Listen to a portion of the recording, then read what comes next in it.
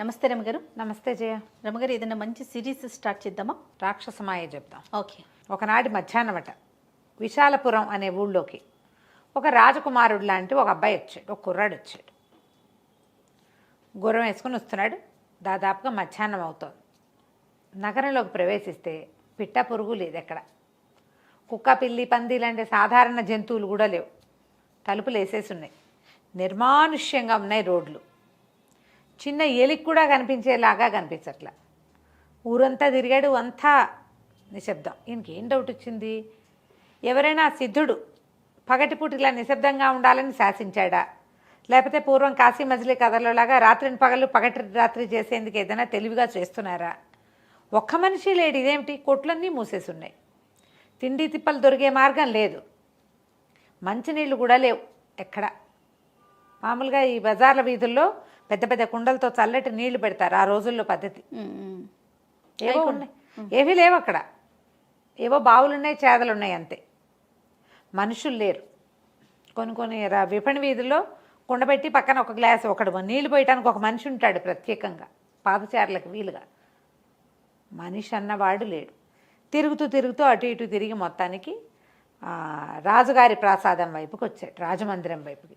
రాజమందిరం తలుపులు కూడా వేసేస్తున్నాయి.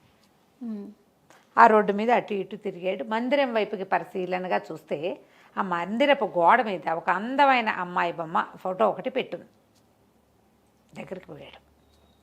దగ్గరికి వెళ్తే అక్కడ చూస్తే అమ్మాయి ఉంది. ఎంత బాగుందో! ఏ 18 ఏళ్ళు 19 ఏళ్ళు ఉంటాయి. మహాద్భుత సౌందర్యవతి. రాకుమార్తెల్లే తెలుస్తోంది నగలు గిగలు చూస్తే. ఈ ఫోటో ఇట్లా బయట ఎందుకు పెట్టుకున్నారు? రాకుమార్తెలు అంతఃపుర కన్యలు కదా. దాని పక్కన ఏదో ప్రకటన కనపడింది. ప్రకటన చదివాడు. ఏం రాశారు? మహాశైలి విశాలపుర సామ్రాజ్యంలో ఉన్న నగర పౌరులందరికీ ఒక హెచ్చరిక. ప్రతిరోజు మధ్యాహ్నం ఒక రాక్షసుడు ఇక్కడి ఊళ్ళోకి వచ్చి కనపడిన వాళ్ళని జంతుజాలంతో సహా విరుచుకు తినేస్తున్నాడు. కాబట్టి పగటిపూట ఎవ్వరూ నగర ప్రజలు బయటికి రాకుండా ఉండవలసింది. వచ్చారా మీ ప్రాణాలకి మా పూచి లేదు. మీ జంతువులను కూడా లోపల కట్టేసుకోండి. తలుపులు బిగించి ఉంటే రాక్షసుడు తలుపులు కొట్టి అఘాయిత్యానికి పాల్పడ్డు. ఓహో. కనపడిన వాళ్ళని విరుచుకు తింటాడు, అంతే. మీ జాగ్రత్తల్లో మీరుండి ఉండండి, అంతకంటే మేమేమీ చెయ్యలేము సహాయం. కింద ఇంకో ప్రకటన ఉంది.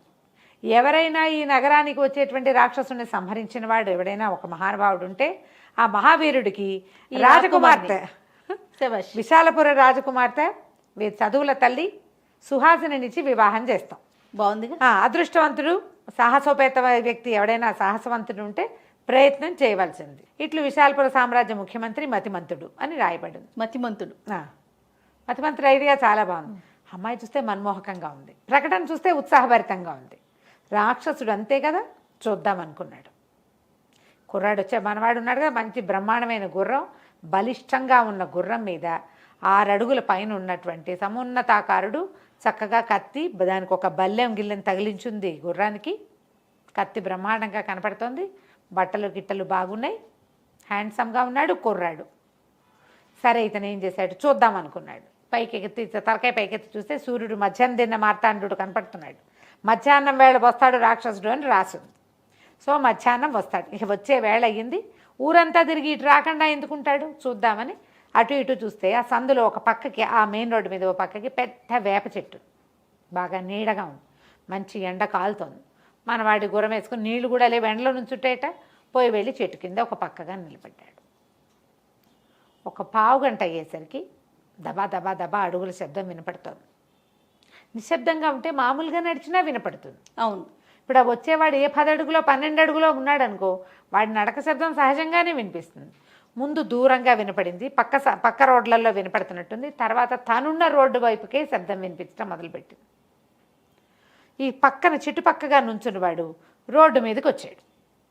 వచ్చేసరికి దూరంగా ఒక పెద్ద ఆకారము, నల్లగా జీబుగా జుట్టు, పెద్ద పెద్ద కళ్ళు అంత దూరానికే కనపడుతున్నాయి. నోటి పక్కన పొడుచుకొస్తున్నట్టుగా ఉన్నటువంటి కూరలు, ఒక చిన్న రాతి గద లాంటిది ఏదో ఒకటి పట్టుకుని వస్తుండేసరికల్లా గుర్రం దాన్ని చూడంగానే సకిలించి ఎప్పుడైతే గుర్రపు సకిలింపు విన్నాడో వాడు పెద్దగా అరిచాడు. ఎవడో మానవుడు, ఆహారం కనపడింది అని అరిచేసరికి ఆ గుర్రం ఆ శబ్దానికి చెవులు బద్దలైపోయినాయి. అది తొట్టుపడిపోయి ముందుకు పడబోయినంత పనిచేసి ఎటాకొట్ట నుంచి శబ్దం వింటే ఒకేసారి అంత నిశ్శబ్దంలో పెద్ద శబ్దం వినిపిస్తే అలాగే ఉంటుంది కదా. అక్కడి నుంచి రాక్షసుడు గబగబా నడవటం మొదలుపెట్టాడు. ఇన్ని రోజులకి ఈ ఊళ్ళో ఆహారం కనపడింది. మనిషి కింద గుర్రం అంటూ వస్తున్నాడు. వస్తుండేసరికల్లా కుర్రాడు ఏం చేశాడు, ఇక గుర్రాన్ని కాళ్ళతోటి సౌంజ్యం చేశాడు, పరిగెత్తమని. అది ఒకటే పరుగు తీసింది. ముందు లిక్కిపడింది కానీ తర్వాత దానికి అర్థమైంది మన వచ్చేవాడు ఎవడో. ఈ రాక్షసుడు గబగబా వస్తున్నాడు, నడకే అతను. మనవాడు గుర్రం మీద ఒక్క పరుగును వెళ్ళి ఈ గుర్రం ఏం చేసింది, ఇంత ఎత్తును లేచి ముందు కాళ్ళతోటి ఆ రాక్షసుడి పొట్ట మీద ఒక్క తన్నుదని. తనట సడన్గా ఏదైనా మీదకి వస్తే ఎవరైనా ఉలిక్కి పడతారు, మరి రాక్షసుడైనా కూడా. అతను కొద్దిగా సర్దుకునే లోపల ఈ గుర్రం ఇంత ఎత్తున లేచింది కదా, ఆ గుర్రం పై భాగానికి చేరిపోయాడు. కూర్చున్న కుర్రాడు గుర్రం మీద నిలబడ్డాడు. నిలబడటం ఏంటి, ఆ కుడి చేత్తో చిన్న రాతి గద పట్టుకున్నాడు కదా, కుడి చేతి మీద కొట్టేశాడు కత్తితోటి. కొట్టేసరికి అలా చేయి తెగి పడిపోయింది ఒక్క దెబ్బకి. గట్టిగా అరిచాడు రాక్షసుడు. ఈ గుర్రం మళ్ళీ ఓసారి కింద పడినంత చేసి మళ్ళీ నుంచుంది. భయం వేసేస్తోంది దానికి, కానీ పని చేయటం మాంటలేదు. అక్కడి నుంచి రాక్షసుడు ఏదో మంత్రం చదివాడు. ఎడం చేతిలోకి ఒక కత్తి వచ్చింది, పెద్ద రంపంలాగా ఉంది. ఆ రంపం లాంటి కత్తితోటి కుర్రాడి మీద పడిపోయాడు. వీడు ఇంకో పక్క నుంచి పరిగెత్తుకుంటూ వెళ్ళి ఇప్పుడు ఈ ఎడం కూర్చొని తెగిపోయింది కదా, తెగిపోయిన వైపు వెళ్తే వీడు ఇంత రాక్షసుడు ఇంత పెద్ద వాళ్ళని చాలా లావుగా ఉన్నాడు. వాడంతటి వాడు ఎక్కడ తిరుగుతాడు? ఆ పక్కకి వెళ్ళి అట్టించి వెనకాల నుంచి వచ్చి గుర్రాన్ని మళ్ళీ ప్రేరేపించి ఎగిరేలాగా ఎడం చేయి కొట్టేశాడు. రాక్షసుడు పెద్ద పెద్దగా బొబ్బలు పెడుతూ మింగడానికి వాడు దాదాపుగా 10 అడుగుల పైన ఉన్నాడు. కుర్రాడు 6 అడుగులే ఉన్నాడు. నోరు తెరుచుకొని మీద పడిపోయాడు. వీడేం చేశాడు, మొహం మీదకేసి కొట్టేశాడు. 5-6 దెబ్బలతోటి పడిపోయాడు రాక్షసుడు. సరిగ్గా ఈ రాక్షసుడు పడిపోయాడు. మన కుర్రాడు అటు ఇటు చూసే లోపల అక్కడికి కొంచెం దూరంగా, ఇది పెద్ద దారి, రాజుగారి మందిరం ఎదురుగుండా దారులు సన్నగా ఉండవు కదా, రోడ్డుకు ఆపోజిట్లో ఒక పాతకాలపు పెంకుటింట్లోంచి ఒక కుర్రాడు పరిగెత్తుకుంటూ వచ్చాడు. ఒక బ్రాహ్మణ అబ్బాయి, ఎత్తు పొట్ట, పానపొజ్జ, గుండ్రంగా తలకాయ, చిన్న పిలక, కుండలాలు, పళ్ళు ఎగిడి దిగిడిగా ఉన్నవాడు. అబ్బో మీరు ఎంత అద్భుతమైన పని చేశారు అన్నయ్య గారు, మీరు చాలా మహానుభావులు అని పరిగెత్తుకుంటూ వచ్చాడు. వచ్చేసరికి ఇతను ఆశ్చర్యపడి, ఇట్ట పిట్ట పురుగు లేదు, రాక్షసుడు అరిచినా వాడితో ముందు పొలికేకలు పెట్టాడు, అప్పుడు ఎవడు రాలా, సావు కేకలు పెట్టినా ఎవరు రాలా, సడన్గా వీడెవడో రోడ్డు మీదకి ఎట్టా వచ్చాడు. ఆశ్చర్యపోయాడు. ఎవరు ఏమిటి నువ్వు అని అడిగాడు. అడిగేసరికల్లా మా ఇల్లు ఇక్కడేనండి, నా పేరు దద్దోజన శాస్త్రి, నన్ను శాస్త్రి అంటారు అందరూ. నేను మా అక్కయ్య మా ఇంటి ఈ కిటికీల నుంచి చూస్తూనేమో రాక్షసులు వచ్చిన దగ్గర నుంచి మీరు ఏం చేశారు, అబ్బో మీకు భలే బలం ఉందండి, ఇకనేమి మీరు మా కాబోయే రాజు, ఇప్పుడు ఎవ్వరూ తలుపులు తీయరు, రాజమార్గం కోట కూడా తలుపులు తీయబడవు, రండి మా అక్కయ్య మిమ్మల్ని పిలుచుకురమ్మంది, మా ఇంటికి వెళ్దాం, కాస్త అన్నం తిని విశ్రాంతి తీసుకుందరు, కానీ రేపు అది సాయంకాలానికి మీరు కోటలోకి వెళ్ళొచ్చు, అన్నయ్య గారు రండి నన్ను మీ తమ్ముడుగా భావించండి అని చెప్పి ఓహో మాట్లాడాడు. కుర్రాడు అప్పుడు సరే అక్కడి నుంచి అడిగాడు, నువ్వెవరు ఏమిటి, మీరు ఎక్కడ ఏ ఊరు నుంచి వచ్చారండి అని అడిగితే, నా పేరు జయంతసేనుడు, ఇక్కడికి బాగా దూరంలో ఉన్న మార్తాండపురపు రాజకుమారుడు నేను, ఊరికే అలా బయలుదేరాను, అన్ని ఊళ్ళు ప్రపంచం తెలుసుకోవాలని. ఈ ఊళ్ళోకి వచ్చేసరికల్లా ప్రకటన కనపడింది, నా పని ఏం చేశాను అన్నాడు. సరే రండి మా ఇంటికి రండి అని ఓ పాతకాలపు పెంకుటింట్లోకి తీసుకెళ్ళిపోయాడు. లోపలికి వెళ్ళిపోయాడు. అయింది సాయంకాలం అయ్యేసరికి జనాలంతా తలుపులు తీసుకుని బయటికి రావడం మొదలుపెట్టారు. చీకటి పడేసరికి అయిపోతుంది, ఇంకా రాక్షసులు గోల్లేదు. జనాలంతా తిరుగుతున్నారు. కొంతమంది రాచబాట వైపు కూడా వచ్చారు. ఆ రాచబాట వైపుకు వచ్చిన వాళ్ళకి కనపడింది రాచబాట అంతా నెత్తుటిమయం, మాంసం పోగులు తరిగి పెట్టినట్టుగా మాంసం పోగులు ఉన్నాయి. ఈ రాజుగారి కోట ముందు దద్దోజన శాస్త్రి గారు ఒక కత్తి భుజం మీద పెట్టుకుని అటు ఇటు తిరుగుతూ కనపడుతున్నాడు. ఏమిట్రా ఈ నెత్తుటిమయంగా ఉంది, ఇంత మాంసం ఉంది ఏంటి అని కంగారు పడుతూ పరిగెత్తుకు దగ్గరకు వచ్చి, వీడెవడు మన దద్దోజన శాస్త్రాలు ఏమన్నాడు, ఏమిటో శాస్త్రి ఈ వేషం ఏమిటి, నీ భుజం మీద కత్తి ఏమిటి, ఒళ్ళంతా నెత్తురేమిటి అడిగేసరిగా ఏమో ఎంటవా నన్ను అని వీడి దద్దోజన శాస్త్రి తిట్టడం మొదలుపెట్టాడు. రాక్షస సంహారం చేశాను, ఓహో ఇంత సంహారం చేసిన వాడి ఒంటి మీద నెత్తురు పడదా, రేపటి నుంచి ఈ రాజ్యానికి రాజుని, ఏమో ఏరో అంటే కుదరదు, తల తరిగించేస్తా అనేసరికి జనాలకు అర్థం కాల. అదేమో రాక్షసుడి శరీరంలాగా కనపడుతోంది. వీడు చూసారా సన్నగా ఓ 5'6" 5'4" ఉంటాడు, బక్కటివాడు, ఇంత బానపొట్ట, గుండు పిలక, బ్రాహ్మడు, వీడికి శౌర్యమో ప్రతాపమో అవేమిటో మరేమిటో ఉండే అవకాశం బొత్తిగా లేదు. వాడు సాధారణ యాయవారపు బ్రాహ్మణ పిల్లవాడు. 30 ఏళ్ళు ఉన్నాయి. ఒక్క వాడు ఉన్నారు. వాడెట్లా చంపుతాడు, ఇతను ఎట్లా చంపుతాడు?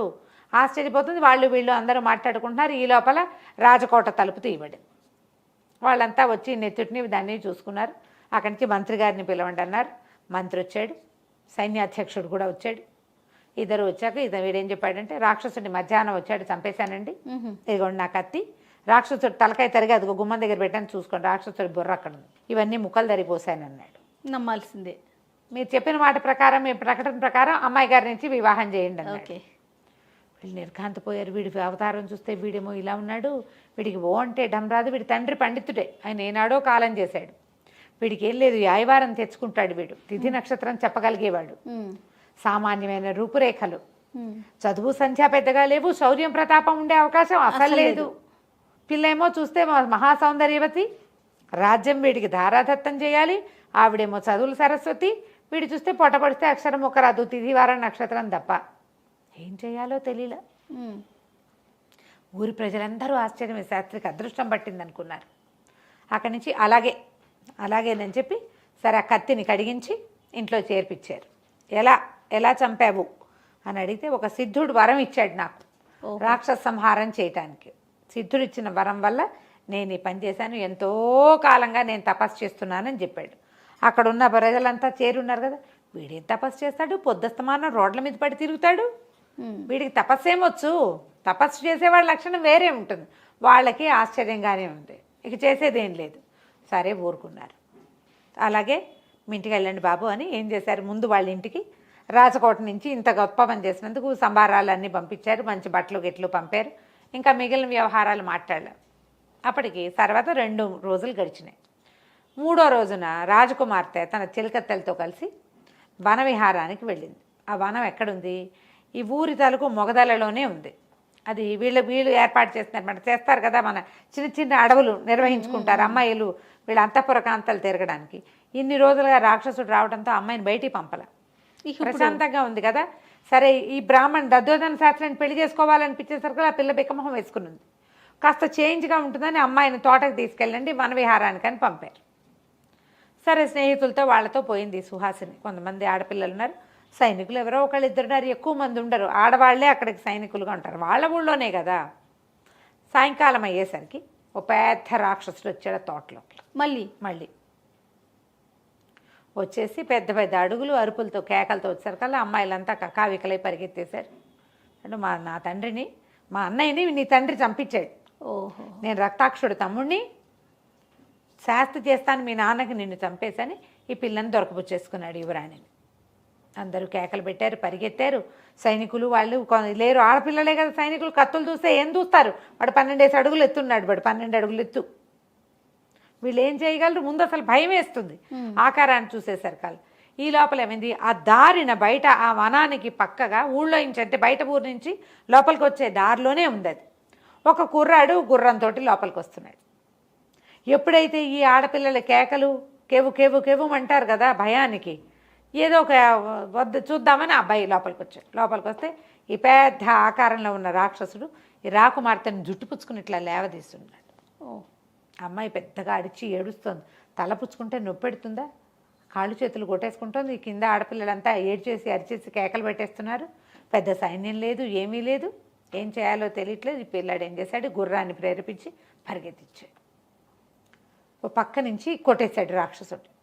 కొట్టేసరికల్లా ఆయన ఉలిక్కిపడి దాన్ని వదిలిపెట్టాడు, అమ్మాయిని వదిలిపెట్టాడు. ఎవడరా నువ్వు, నా దేవులకే వస్తావా, నీ సంగతి చూస్తానంటే అబ్బాయి ఊరుకోలే. మళ్ళీ మళ్ళీ మళ్ళీ మళ్ళీ గుర్రాన్ని ఉత్సాహపరిచి అతని మీదకి పదే పదే దూకాడు. వీడు కూడా ఏవో మంత్రాలు చదువుతున్నాడు, చేతిలోకి ఏవో ఖడ్గాలు వచ్చేస్తాయి. ఈ కుర్రాడి దగ్గర ఒక మంచి కత్తి ఉంది, పెద్ద బ్రహ్మాండమైన బరిసె ఒకటి ఉంది. ఆ బరిసెతోటి రకరకాల చోట్ల కాళ్ళ మీద, వేళ్ల మీద, చేతుల మీద పొడి చేసి మొత్తానికి రాక్షసుడిని చంపేశాడు. వాడికి బలమే ఉంది కానీ అంతకంటే ఏం లేదు. రాక్షసుడికి మనం భయపడ్డామనుకో భయంగానే ఉంటుంది, భయపడకుండా మీదకి వెళ్తే అవతల వాడు లొంగుతాడు, మనలాంటి వాడే వాడు కూడా. ఈ రాక్షసుడు పడిపోగానే అందరూ గబగబా దగ్గరకు వచ్చారు, ఇంత దగ్గరికి. ఎవరండి మీరు, ఏమిటంటే నేను బయట ఊరు నుంచి వస్తున్నానమ్మా, మీరెవరు ఏమిటి, పదండి మీ ఇంట్లో దింపుతానన్నాడు. అనేసరికి ఈవిడ ఈ విశాలపురం రాజకుమార్తె, ఈమె పేరు సుహాసిని. 3 రోజుల క్రితం ఒక రాక్షసుడు ఇక్కడ చనిపోయాడు. వాడు చచ్చిపోయాడన్న ధైర్యంతో విహారానికి వస్తే వచ్చాము, మన విహారానికి వచ్చాం. ఇక్కడేమో వీడు మళ్ళీ రెండో వాడు దాపరించాడు అని చెప్పారు. చెప్పేసరికి మీరు ఎవరండి అంటే, నేను మార్తాండపురపు రాజకుమారిని, రెండో అబ్బాయిని. మా అన్నయ్య కొద్ది రోజుల క్రితం దీనికి వచ్చాడు, అంటే ఏమన్నా దేశాటన కోసం వచ్చాడు. ఆయన జాడలు తీసి ఆయన ఎన్ని రోజులకి రాకపోయేసరికల్లా మా అమ్మ నాన్న బాధపడుతున్నారని ఆయన కోసం బయలుదేరాను. 3 రోజుల క్రితం ఆయన ఈ విశాలపురానికి వచ్చాడని చుట్టుపక్కల పల్లెల్లో నాకు తెలిసింది అనేసరికల్లా రాజకుమార్తె తాలూకు చిలకత్తలున్నారు, ఏమండి మీ అన్నయ్య మీలాగానే ఉంటాడని. నాకంటే శౌర్య ప్రతాపాలు ఉన్నాయి ఆయనకి, నేను ఇంకా 3 ఏళ్ళు చిన్నవాడిని, ఆయన ఇంకా గట్టివాడు, ఇలాంటి రాక్షసుల నుండి ఎవరినైనా చంపేయగలడు అనేసరికల్లా వీళ్ళు అనుకున్నారు, ఓహో 3 రోజుల క్రితం ఆయనే వచ్చాడు ఇక్కడికి, ఆ రాక్షసుని చంపింది ఆయనే. ఈ మధ్యలో ఈ దద్యోధన శాస్త్రం ఎలా వచ్చాడు, అక్కడి నుంచి గబగబా జరిగిందంతా చెప్పారు ఈ రాకుమారుడు. వసంతసేనుడు ఇతని పేరు. చెప్పేసరికల్లా ఇతను అన్నాడు, అయితే మా అన్నయ్య అయి ఉండాలి. దద్యోధన శాస్త్రం ఒక బ్రాహ్మణ యువకుడు ఇంత పని చేస్తాడంటే అసలు అతనికి అంత లేదండి, అతను యాయవార బ్రాహ్మడు, ఆయన ఎట్లా వచ్చాడో సీన్లోకి ఎవరికీ తెలియటం లేదు, ప్రజలంతా ఆశ్చర్యపోతున్నారు. అంటే పదండి మీ నాన్నగారి దగ్గరికి, నేను మాట్లాడతాను, ఈ శాస్త్రం ఎలా వచ్చాడో అసలు మా అన్నయ్య దగ్గర మా అన్నయ్య ఏమయ్యాడో కనుక్కుందామని చెప్పి వాళ్ళతో పాటు బయలుదేరి రాజ్యం లోపలికి వచ్చాడు. వసంతసేనుడు రాకుమార్తె సుహాసిని రక్షించాడు. సరే సుహాసినితో కలిసి రాజుగారి దగ్గరికి వెళ్ళాడు. వాళ్ళ అన్న గురించి కనుక్కోవడానికి వచ్చాడు. ఫలానా ఫలానా నేను ఇట్లా వచ్చాను, మా అన్నయ్య ఈ ఊళ్ళోకి వచ్చాడని తెలిసింది, ఇప్పుడు నేను ఒక రాక్షసుని చంపాను, వాడు అన్నయ్యని బహుశా మా అన్నయ్య చంపుండొచ్చు, మీరు వీళ్ళేమో ఎవరో దద్దోదన శాస్త్రి గురించి చెప్తున్నారు, వాళ్ళ సంగతి ఏంటో కనుక్కుందాం అనుకున్నారు. సరే ఈ లోపల అక్కడేమైంది, ఈ దద్దోజన శాస్త్రి వాళ్ళ అక్క ఇద్దరు మాట్లాడుకుంటున్నారు వాళ్ళ ఇంట్లో. ఏమి అక్క నేను రాజుని అయిపోతానన్నావు, 3 రోజులైంది, వాళ్ళు ఏమీ మాట్లాడటలేదు అంటే, వాళ్ళే మాట్లాడతారా, మాట ఎందుకు పోగొట్టుకుంటారు, పబ్లిక్గా ప్రకటన ఇచ్చారు అంతేగా, వీడిని చంపిన వాడికి రాకుమార్తెని ఇస్తాము అని. ప్రజలు గడ్డి పెట్టరు, ప్రజలకు నమ్మకం పోతుంది, వాళ్ళకి ఇష్టం ఉన్నా లేకపోయినా నువ్వే రాజురా, నువ్వేం కంగారు పడక అంటోంది వాళ్ళక్క. సరే రాజుగారు మతిమంతుడు, మంత్రి గారు, మన వసంతసేనుడు, ఒక 5-6 సైనికులు, దండనాయకుడు, సైన్యాధ్యక్షుడు, మొత్తం గుంపంతా పోయి వాళ్ళ తలుపు కొట్టారు. వాళ్ళని చూసి ఆశ్చర్యపోయారు. వీళ్ళిద్దరు అక్క తమ్ముడు తెల్లబోయారు. సరే రండి అన్నారు. రండి బాబు అని ఆవిడ లోపలికి పిలిచింది. ఒక పేద సామాన్య సింపుల్ పెంకుటిల్. మొత్తం వీళ్ళంతా వెళ్ళేసరికి, సరే రండి, ఏమిటి మీరు ఇంకా చెప్పలేదు, పెళ్ళికి ముహూర్తం పెట్టించుకొచ్చారా అని అడుగుతున్నాడు శాస్త్రి. అడుగుతుంటే, ముహూర్తం సంగతి సరేలేబోయ్, ఈ రాక్షసుని చంపానన్నావు కదా, ఎలా చంపావు, నీకు ఆ శక్తి ఎలా వచ్చింది, నీకేమైనా వీరోచిత విద్యలు అవి వచ్చా అని అడిగితే, వాళ్ళ అక్కంది, విద్యలకేముంది బాబు, అలా ఏం లేదు, ఒక సిద్ధుడు ఒక ఆయన మా తమ్ముడు యందు అనుగ్రహంతో, భగవంతుడి కృప వల్ల మాకు ఒక అనుగ్రహించాడు ఈ మాట, నువ్వు ఒక రాక్షసుని చంపగలవు అని మా తమ్ముడికి చెప్పాడు. ఆ రోజు పొద్దునే సిద్ధి పొందాడు మా తమ్ముడు. ఆ ధైర్యంతో రాక్షసుని ఎదుర్కొన్నాడు. మరి రాక్షసుని సంహరించాడు, ముక్కలుగా తరిగిపోసాడు, తల కూడా మీకు నీ లెక్క ప్రకారం చూపించాడు కదా, మీరు కూడా మీ మాట నిలబెట్టుకుంటే బాగుంటుంది బాబు అన్నది. దాందే ఉందమ్మా, మాట నిలబెట్టుకుంటాం. సరే సిద్ధుడు, సరే ఈ దేంతో ఈ సిద్ధుడిని ఈ రాక్షసుని సంహరించారు అంటే, కత్తితోటే అన్నాడు. ఏదా కత్తి అని అడిగారు వీళ్ళు. కత్తి తేగానే వసంతసేనుడు చూసేసాడు. ఆ కత్తి చూడంగానే, ఇదేమిటి, ఇది మా అన్నయ్యది, ఈ కత్తి ఎక్కడి నుంచి వచ్చింది అనేసరికి, ఈ కత్తి నాదేనండి. నీదెట్లా అవుతుంది, ఇది మా అన్నయ్య కత్తి, మార్తాండపురంలో ఒక ప్రత్యేకంగా ఉక్కుతోటి చేస్తారు దీన్ని, మా ఊళ్ళో చేయించుకునే కత్తులు, మా అన్నయ్యకి యువరాజు పట్టాభిషేకం రోజున మా నాన్నగారు బహుకరించారు, ఈ రత్నాల పిడి కూడా మాదే, ఈ రత్నాల పనితనం కూడా మార్తాండపురందే అని గట్టిగా చెప్పు, నిజం చెప్పు, మా అన్నయ్యని ఏం చేసావన్నాడు. గట్టిగా అనేసరికల్లా దొడ్లో వెనకాల నుంచి గుర్రపు సకిలింత ఒకటి వినపడింది. ఇతని గొంతు వినేసరికల్లా, ఏమిటి గుర్రపు గొంతులో వినిపిస్తుంది, మీకు గుర్రాలు ఉన్నాయా అని అడిగారు మంత్రి గారు. అడిగితే, గుర్రం కాదండి, అది గేదెర్చింది అన్నాడు శాస్త్రి. ఏమిటి, మీ ఇంట్లో గేదెలు కూడా గుర్రాలాగా సకిలిస్తాయా బాబా, అటు వెళ్ళి చూసిరండి అన్నారు. అనేసరికల్లా ఈ అబ్బాయి ఇలా వెళ్ళంగానే అక్కడ వెనకాలకు దొడ్లో కట్టేస్తున్న గుర్రం పెద్దగా సకిలించి కథం దొక్కటం మొదలుపెట్టి, ఇతను పరిగెత్తాడు. వసంతసేనుడు దాన్ని కావలించుకున్నాడు. వెళ్ళి, అన్న ఏడి కళ్యాణి అంటూ కావలించుకునేసరికల్లా అది కంట్లోంచి నీళ్ళు వచ్చేస్తున్నాయి దానికి. గుర్రానికి. గట్టిగా చెప్పాడు, "ఇది మా అన్నయ్య గుర్రం, పంచకళ్యాణి, మామూలు గుర్రం కాదు. కావాలంటే దీన్ని ఇవి చూడండి, చూస్తే దానికి పంచకళ్యాణికి ఒక ప్రత్యేక లక్షణాలు ఉంటాయి. అది రాజుగారుల దగ్గర ఉండే గుర్రం, బ్రాహ్మడి ఇంట్లో ఎక్కడి నుంచి ఎందుకు వస్తుంది?" ఉంటుంది? అక్కడి నుంచి గట్టిగా పట్టేశారు. "నిజం చెప్పు, ఈ గుర్రం ఎక్కడిది, నీకు ఈ కత్తి ఎక్కడిది, ఏం చేసావు జయంతసేనుణ్ణి?" బెదిరించేసరి కల్లా వీడిని చేశాడు, "చంపేశాను" అన్నాడు. అనగానే నిర్ఘాంతిపోయారు. ఈ వసంతసేనుడు ఏం చేశాడు, సర్రని దూశాడు కత్తి. "నువ్వు మా అన్నయ్యలో సగం లేవు, ఆయన ఎట్లా చంపుతావు? నువ్వు హతమార్చడం ఏంటి మా అన్నయ్యని? ఒక రాక్షసుని చంపగలిగేవాడు బడుగు బాపడి చేతిలో ఎందుకు చచ్చిపోతాడు మా అన్నయ్య? ఏదో చేశారు వీళ్ళు" అని చెప్పేసి ఆ కత్తి పుచ్చుకుని అక్కా తమ్ముళ్ళ మీదకి వచ్చేసాడు. ఈ సైన్యాధ్యక్షుడు, దండనాయకుడు అందరు గట్టిగా పట్టుకున్నారు. "బాబు, విషయం తెలియనివ్వండి, అసలు ఇక్కడ ఏం జరిగిందో మనకు అర్థం కావాలని." ఆపేశారు కల్లా ఆపేసి సైన్యాధ్యక్షుడు 2 లెంపకాయలు కొట్టాడు. శాస్త్రిని, "నిజం చెప్పు, బ్రాహ్మడివి నీ మీద చెయ్యెత్తకూడదు. అస్సలు ఈ విశాల నగరంలో బ్రాహ్మల్ని పల్లెత్తు మాట అన్నని సామ్రాజ్యం ఇది. నువ్వు దెబ్బలు కొట్టించే స్థితికి తెచ్చావు మమ్మల్ని. పరాయి రాజ్యం నుంచి వచ్చిన ఒక రాకుమారుడు మాయమవటానికి మీద నీ చెయ్యి ఉందని మాకు అనిపిస్తోంది. మీ తండ్రి గారు ఎంతో గొప్పగా బ్రతికిన వ్యక్తి, నువ్వు ఇట్లాంటి పని చేసావు. ఏం చేసావో చెప్పంటే వల్ల ఎడుతూ నేనేం చేయలేదు, అంతా మా అక్కయ్యే చేసింది" అన్నాడు. ఏం జరిగిందో చెప్పంటే, ఆ రోజు మధ్యాహ్నం 3 రోజుల క్రితం మధ్యాహ్నం రాకుమారుడు జయంతసేనుడు గుర్రం వేసుకుని వచ్చాడు. మా వెనకాల సందులో తిరిగాడు. నేను పెరట్లో కాళ్ళు కడుక్కోవటానికి వెళ్ళినప్పుడే చూశాను. మళ్ళీ నేను వాకిలి వైపుకి వచ్చేసరికల్లా వాకిలిలో అతను గుర్రం మీద వెళ్తున్నట్టు గిట్టల చప్పుడు వినపడింది. మా అక్కయ్య నేను ఇద్దరం చూస్తూనే ఉన్నాం. మధ్యాహ్నానికి రాక్షసుడు వచ్చాడు. జయంతసేనుడు రాక్షసుడు హోరాహోరీ యుద్ధం చేశారు. జయంతసేనుడు రాక్షసుడిని చంపేశాడు. అయితే మేము తప్ప ఎవ్వరూ చూడలేదు ఈ విషయాన్ని. ఏ ఇంటి వాళ్ళకి దీన్ని చూడగలిగే అవకాశం లేదు. మా అక్కయ్య నాకు సలహా చెప్పింది, "ఈ రాకుమారిని కనుక మాయం చేస్తే, రాక్షసుని చంపి నువ్వే చంపినట్టుగా మనం ఒక సినిమా క్రియేట్ చేస్తే నువ్వు రాజు అవుతావురా, ఈ దిక్కుమాల బతుకుపోతుందని" మా అక్కయ్య నన్ను ఎంకరేజ్ చేసింది. నేను వాకిట్లోకి వెళ్ళి జయంతసేనుడిని ఇంట్లోకి పిలుచుకొచ్చాను. సరే, లోపలికి వచ్చాక మా అక్కయ్య ఆయన్ని చక్కగా వేడివేడిగా వంట చేసి పెట్టింది. "చాలా సహాయం చేస్తున్నారమ్మా" అంటే, "బాబు, మేము చేసేందుకు ఏముంది సహాయం, మీరు రాజు కాబోతున్నారు, పేద బ్రాహ్మణ కుటుంబం మాది, మమ్మల్ని చూడాలంటే అక్కయ్య గారు మీరు ఏది కావాలంటే అది ఇస్తానన్నాడు. ఏముంది నాయనా, మీ అండ ఉంటే చాలు" అన్నది. "అన్నం తిని పడుకోండి" అంది. అన్నం తిని పడుకున్నాక మా అక్కయ్య నిద్రపోతున్న రాకుమారిని, ఆయన ఎప్పుడో బయలుదేరాడు, ముందు రోజు సరిగ్గా పల్లెలో ఆహారం తిన్నట్ట ఆహారం చాలలేదు. మేము కడుపు నిండా అన్నం, వేడి అన్నం తిని మిట్ట మధ్యాహ్నం నిద్ర మత్తుగా రాదు. ఆయన పడుకునుంటే మా అక్కయ్య కత్తితోటి ఈయన్ని చంపేమంది. ఆయన్ని తల మొండెము తెగేసేసాను నేను నిద్రపోతున్న వాడిని. తలని మొండాన్ని మా అక్కయ్య ఒక గోను సంచులో వేసి పక్కన పెట్టింది.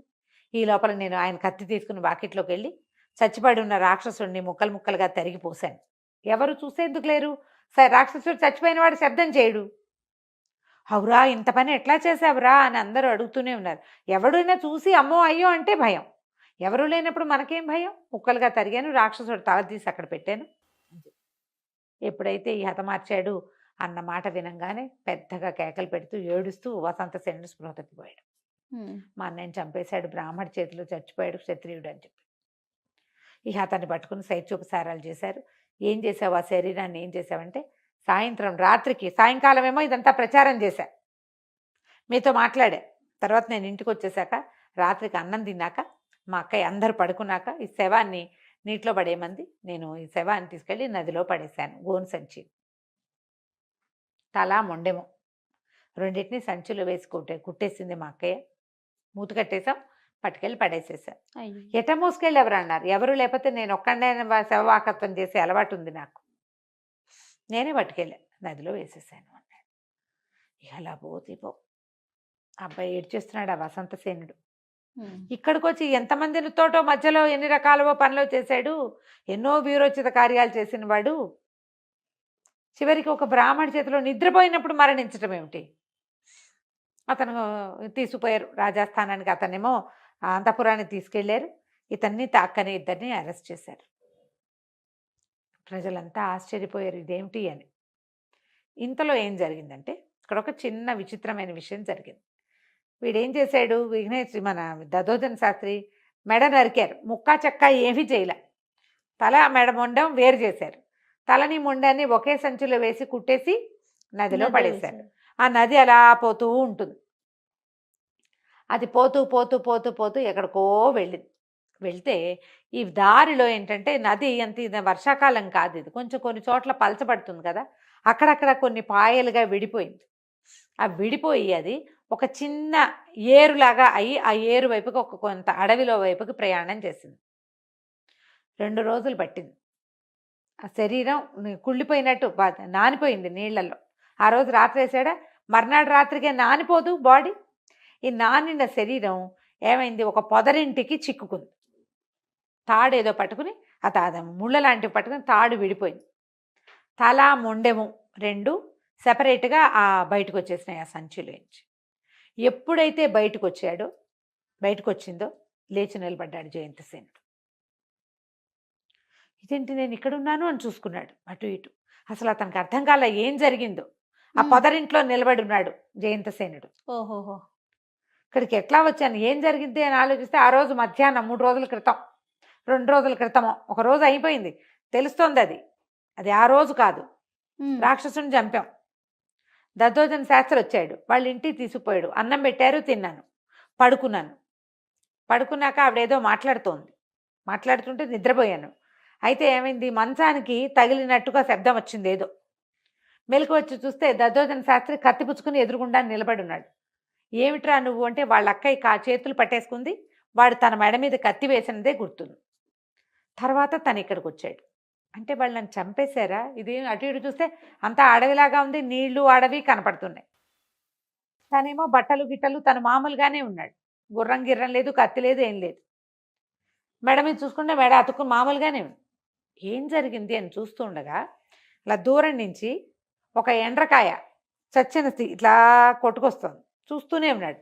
ఆ ఎండ్రకాయ ఆ పొదరింటి వైపుకి వెళ్ళింది, టకటక గుణగుణ పాక్కుంటూ బయటకు వచ్చేసింది. ఓహో, ఆ పొదరింటి మహత్యం చూద్దాం అనుకున్నాడు. ఏం చేశాడు, ఆ వెళ్ళే ఒక ఎండ్రకాయ వెళ్తూ కనపడింది, దాన్ని ఒక రాయి పెట్టి టపిమ్మని వేశాడు, దాని మీద చచ్చిపోయింది. దాన్ని ఎత్తి ఆ పొదరింట్లో పడేశాడు, అది పాక్కుంటూ బయటకు వచ్చేస్తుంది. ఓహో. అప్పుడు చూశాడు ఆ పొదరింట్లో ఒక ఇట్లా గుత్తంగా ఉన్నటువంటి ఒక చిన్న తీగ ఒకటి ఉంది, పొదలాంటిది. దాన్ని ముట్టుకుంటే ఇతనికి ఎంత బాగుందో అనిపించింది. బహుశా ఇదేదైనా సంజీవని మూలిక అయి ఉండాలి. అక్కడి నుంచి ఒక చీమని పట్టుకున్నాడు, దాన్ని కొట్టేశాడు, చచ్చిపోయింది. దాన్ని ఎత్తి ఆ పొద మీద పడేశాడు, అది మళ్ళీ లేచి పరిగెత్తుకొచ్చేసింది బయటికి. దీనివల్లే నన్ను వాడు ఏదో చేశాడు. శరీరం అంతా నీటికి నానిపోయినట్టుగా ఉంది, బతికేశాడు కానీ శరీరం మాత్రం బాగా ఒక పూట నీళ్ళలో నానితే అలా చల్లగా ఎలా ఉంటుంది అలా ఉంది. సరే ఏమనుకున్నాడు, తను ఎక్కడున్నాడో తెలియదు. అంతకుముందు ఏదో ఒక దారి ద్వారా తిరుగుతున్నాడు. ఓకే. ఎక్కడో మార్తాండపురం, అది ఎక్కడుందో, తను వెళ్ళిన విశాలపురం ఎక్కడుందో కూడా తెలియదు. సరే చూద్దాం అనుకుని ఏం చేశాడు, కానీ అక్కడి నుంచి బయలుదేరేటప్పుడు ఆ పొదలో చేయి పెట్టి ఓ ఇంత ముక్కని తుంపి ఆ వేరుని ఆ సంజీవనిని దట్టిలో పెట్టుకున్నాడు. ఓకే. బట్టలు నానిపోయినాయి కానీ కాసేపు దిగి నీళ్ళలోకి దిగి శుభ్రంగా స్నానం చేసి పంచె ఆరేసుకుని పై చొక్కా పిండుకొని మళ్ళీ వేసుకున్నాడు, పంచె కట్టుకున్నాడు. ఈ దట్టిలో ఈ సంజీవని మూలకి పెట్టుకుని నడవడం మొదలుపెట్టాడు. నడుస్తుంటే గుర్రపు గిట్టల శబ్దం వినపడింది, ఎవరో అమ్మాయి అరుస్తున్న కేకలు కూడా వినపడుతున్నాయి. రక్షించండి, కాపాడండి, ఎవరైనా ఉన్నారా, నన్ను రక్షించండి అని వినిపిస్తుంది. ఏదో జరుగుతోందని ఆ పక్కకు పరిగెత్తాడు, గుర్రపు గిట్టల శబ్దం వస్తున్న వైపు. తీరా చూస్తే ఒక 25-30 మంది సైనికుల్లాగా ఉన్నారు, కానీ సైనికులు కాదు. వాళ్ళ దగ్గరికి వెళ్తే తెలిసింది వీళ్ళ బట్టలు అవి ఎలా ఉన్నాయంటే రాజదుస్తులు, సైనిక దుస్తులు దొంగల్లాగా కనపడుతున్నారు. అందరూ ఆజానుబాహులుగా ఉన్నారు, గుర్రాలు కూడా కొంచెం బలంగా ఉన్నాయి, ప్రతి వాళ్ళ దగ్గర బరిసెలు కర్రలు ఉన్నాయి. అక్కడి నుంచి అడ్డం పరిగెత్తాడు వాళ్ళకి. పరిగెత్తే ఒక గుర్రం మీద అమ్మాయి కట్టేసింది, వెనకాల ఒకడు కూర్చుని ఉన్నాడు. పిల్ల చేతులు కట్టేశారు, మూతి కూడా కట్టేశారు. ఆ పిల్ల అరుస్తుంటేనే వెనకాల నుంచి మూతి గుడ్డ కట్టేస్తుంది. ఆ బట్ట కొంచెం కాస్త పక్కకు తొలగి ఈ పిల్ల అరిచి కేకలు పెడుతుంది అనమాట. సరే పరిగెత్తుకుంటూ వెళ్ళి, ఎవర్రా మీరు, ఈ అమ్మాయిని ఎక్కడికి పట్టుకెళ్తున్నారు, ఎవరమ్మాయి వదిలిపెట్టండి అన్నాడు. అనేసరికి వీడెవడో వచ్చాడు రోయ్, ఆడపిల్ల గొంతు వినంగానే ఎర్రకొండల దొంగలనే పట్టుకోగలడా వీడు అని చెప్పేసి ఆ చేతిలో ఉన్న బరిసెతోటి ఇట్లా కొట్టబోయాడు. వీడు కాస్త జయంతిసేనుడు లాఘవంగా పక్కకి తప్పుకొని ఆ బరిసె పుచ్చుకొని లాగేశాడు కిందకి. ఓకే. ఆ లాగటం ఏమిటి, ఆ గుర్రం మీద ఉన్నవాడు కింద పడిపోయాడు. గుర్రం నుంచి కింద పడంగానే ఆ బరిసితోటి ఒక్క పోటు పొడి చేశాడు. జనాలు ఆశ్చర్యపోయారు. వాళ్ళంతా అరిచిలు కేకలు పెట్టారు, రే ఎవడ్రా వీడు వచ్చి కొట్టేస్తున్నాడు. జనాలంతా మీద పడ్డారు. ఇతని చేతిలో ఒక ఆయుధం వచ్చేసింది కదా. ఎప్పుడైతే ఆయుధం దొరికిందో వీడు ఏడా పెడా జయంతసేనుడు యుద్ధం చేసేసాడు. ప్రతి వాడికి ఓ దెబ్బ కొట్టాడు. పైగా తన సంజీవని మూలికతోటి కొత్తగా బతికొచ్చాడు కదా, బోళ్ళంత జవసత్వాలు వచ్చేసినట్టు ఇక కొట్టేశాడు. ఇంచుమించు అందరూ పడిపోయారు. ప్రతి వాడికి దెబ్బ తగిలింది. వీరవిహారం చేసి అక్కడి నుంచి ఆ గుర్రం మీద ఉన్న పిల్లని దింపాడు, మూతుకన్న గుడ్డ తీశాడు. అమ్మ ఎవరమ్మా ఏంటమ్మా అంటే, కేశవాపురం మహారాజు ధర్మపాల్ మహారాజు గారు అమ్మాయిని, నా పేరు మనోహరి, నిన్న రాత్రి నన్ను అపహరించారు వీళ్ళు, తెల్లవారుజామున మందిరంలోకి జొరపడ్డారు. అయితే ఎవరిని ఏం ఎవరిని చంపకుండా నన్ను బయటికి తీసుకొచ్చేశారు. మొదట నేను నిద్రలోనే ఉన్నా, తెల్లవారిన తర్వాత నాకు తెలిసింది ఈ అడవిలోకి తీసుకొచ్చారు. మంది కేశవాపురం మాది, దారి తెలుసు నాకని చెప్పింది. చెప్పేసరికి సరే అన్నాడు. ఆ పిల్ల చిన్నపిల్లలేదు, ఒక 16 ఏళ్ళు ఉంటాయి. చిన్నపిల్ల 16, కొత్తగా అంత వయసు వస్తున్న పిల్లలే ఉంది. అమ్మ గుర్రం ఎక్కు, నేను తీసుకెళ్తాను, నువ్వు దారి చూపించు, నువ్వెవరు ఏంటంటే ఇతను తన కథ అంతా, తన మార్తాండపురం నుంచి బయలుదేరింది, విశాలపురంలో ఏం జరిగింది, తను ఎలా బతికింది అంతా చెప్పాడు. చెప్పాక వాళ్ళ వైపు ఇంటికి బయలుదేరారనమాట. జయంతసేనుడు మనోహరిని రక్షించాడు. మనోహరిని తీసుకుని వాళ్ళ ఊరు బయలుదేరాడు. వీళ్ళ సొంత ఊరు మార్తాండపురం, ఇక్కడికి ఎంతో దూరం వెళ్ళాలి మెల్లిగా. ఈ పిల్లకు కూడా తెలియదు ఆ మార్తాండపురం పేరేమింది, కానీ దారులు తెన్నులు తెలియవు. ముందు మీ ఇంటికి వెళ్దాం, తర్వాత చూద్దాం అనుకున్నారు. తీరా అక్కడికి వెళ్ళేసరికల్లా ఏమైంది, ఈ అమ్మాయి కేశవాపురం రాజుగారి అమ్మాయి కదా, రాజుగారు మరణించారు. ఓహో, రాజుగారి శవాన్ని తరలించే ప్రయత్నంలో ఉన్నారు. అక్కడ మరణించాల, ఆయన్ని సంహరించారు. ఈ వచ్చిన దొంగలు రాజుగారిని చంపేసి యువరాణిని ఎత్తుకుపోయారు. ఆ పిల్లకి ఎవరినైనా చంపేశారని తెలియదు. అక్కడ ఏం గొడవ వల్ల తనని నిశ్శబ్దంగా తెచ్చేశారనుకుంటోంది. ఈ లోపల అక్కడ ఈ శవాన్ని తీసేదని రాకుమార్తె కూడా లేకుండా, ఇట్లాగా రాజుగారికి ఒక్క కూతురు, పిల్ల లేకుండా కూడా పాపం అమ్మాయిని ఎవరు తెస్తారు, ఎవరో ఎత్తుకుపోయారు. సైన్యాధిపతి అంటాడు, నేను ప్రయత్నం చేస్తాను, ముందు శవాన్ని తరలించేసి తర్వాత చూద్దాం, దీన్ని ఎట్లా ఉంచుతాం, రక్తసిక్తంగా ఉన్న శరీరం. ఇలా ప్రజలంతా గగ్గోలు పడి ఏడ్చేస్తున్నారు. రాజకుమార్తె తప్పిపోయింది అంటే ఎవరో కిడ్నాప్ చేసేశారు, రాజుగారు మరణించారు. ఇప్పుడు రాకుమార్తె కూడా లేకపోతే రాజు ఎవరు, అదే కదా, రాకుమార్తెను తెచ్చే దిక్కేది. ఇలా గందరగోళంగా మాట్లాడుకుంటున్నారు. ఇంతలో ఏమైంది, అదిగో రాజకుమార్తె వచ్చేస్తోంది అన్నారు. గుర్రం మీద వస్తున్న రాకుమార్తె, ఆమె పక్కనే ఇంకో గుర్రం మీద కనపడిన ఒక రాజకుమారుడు లాంటి ఒక వ్యక్తి. వీళ్ళని చూసేసరికల్లా వాళ్ళంతా తెల్లబోయారు. ఆ అమ్మాయి దగ్గరికి వెళ్ళేసరికి తండ్రిని శవం కనపడేసరికి పిల్ల గోలుమని ఏడుస్తూ అయ్యో తన నాన్న ఎలా చనిపోయారు అని అమ్మాయి గుర్రం దిగేసింది. మంత్రి గారు అడిగాడు, బాబు ఎవరండి మీరు, ఎక్కడి నుంచి తీసుకొస్తున్నారంటే, ఎర్రకొండ దొంగలట, వాళ్ళ అమ్మాయిని కిడ్నాప్ చేశారు, వాళ్ళని సంహరించి తీసుకొచ్చానంటే సైన్యాధ్యక్షుడు అన్నాడు, ఏమి నువ్వు చంపేవా ఎర్రకొండ దొంగలను అన్నాడు. ఎర్రకొండ దొంగలు నువ్వు చంపేసావా అన్నాడు. అనగానే విస్తురుగా మాట్లాడాడు జయంతసేనుడు, సైన్యాధ్యక్షుడు లాగా ఉన్నావు, నేను ఒక దేశపు రాజకుమారుణ్ణి, మర్యాదగా మాట్లాడు, నువ్వంటావేంటి, నువ్వన్నమాట ఏమిటి, మంత్రి గారు మీరంటుంటే నీకు నువ్వంటావా, నువ్వెవడివన్నాడు. అనేసరికి ఆ దేశపు మంత్రి గారికి ఏం డౌట్ వచ్చింది, ఎర్రకొండ దొంగలు వాళ్ళు నీకు తెలుసా అని ఈయన అడిగాడు. అబ్బాయి నాకేం తెలుసండి, దొంగలు చాలామంది ఉంటే ఇతను ఒక్కడే ఎలా చంపాడా అని అడుగుతున్నాను అన్నాడు. సర్దుకున్నారు. పిల్ల గోలుమని ఏడుస్తుంది. ఆయన మెడ దగ్గర చేతుల దగ్గర తెగిపోయి మరణించి ఉన్నాడు రాజు. సరే, అతను జయంతుడికి గుర్తొచ్చింది, తన దట్టిలో ఉంది మూలిక సంజీవని, ఏ మూలిక వల్ల తను బతికాడో అది. మీరేం కంగారు పడకండి, రాజుగారిని జీవింపజేసే పని నాది, నేను చేయగలనంటే అందరూ ఆశ్చర్యపోయారు. ఈ పిల్ల ఇతని కథ అంతా వినుంది కదా, అన్నగారు మీరు తప్పకుండా చేయగలరు, ఏదైనా చేసి మా నాన్నని రక్షించండి, ఇది ఎట్లా జరిగిందో కూడా ఆశ్చర్యంగా ఉంది అన్నది. ఇతను ఏం చేశాడు, తన దట్టిలోంచి ఆ మూలికను తీసుకొచ్చి రాజుగారి ఒంటికి మొత్తం ఈ గాయాలు ఎక్కడున్నాయో అక్కడంతా తగిలిచ్చాడు. ఒక్క 5-10 నిమిషాల్లో ఆయన లేచుకొచ్చున్నాడు. గాయాలు మూసుకుపోయినాయి, జీవించాడు. ఎవరు వచ్చి సంహరించారంటే నిద్రలో ఎవరో కుత్తుకు కోసేశారు. ఆయన పరిచయమైన వాక్యాల్లాగానే వినపడ్డాయి ఆయనకి. నిద్రలో మాగన్నుగా ఉండగా చంపేశారు, నరాలు ఇక్కడ చేతుల దగ్గర మెడ దగ్గర.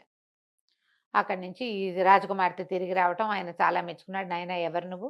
నా పెద్ద నా కుమారుడిలాగా చేసావు. అమ్మాయికి ఒక అన్నదమ్ముడు ఉంటే ఇంత ఇట్లాగే చేసి ఉండేవాడు.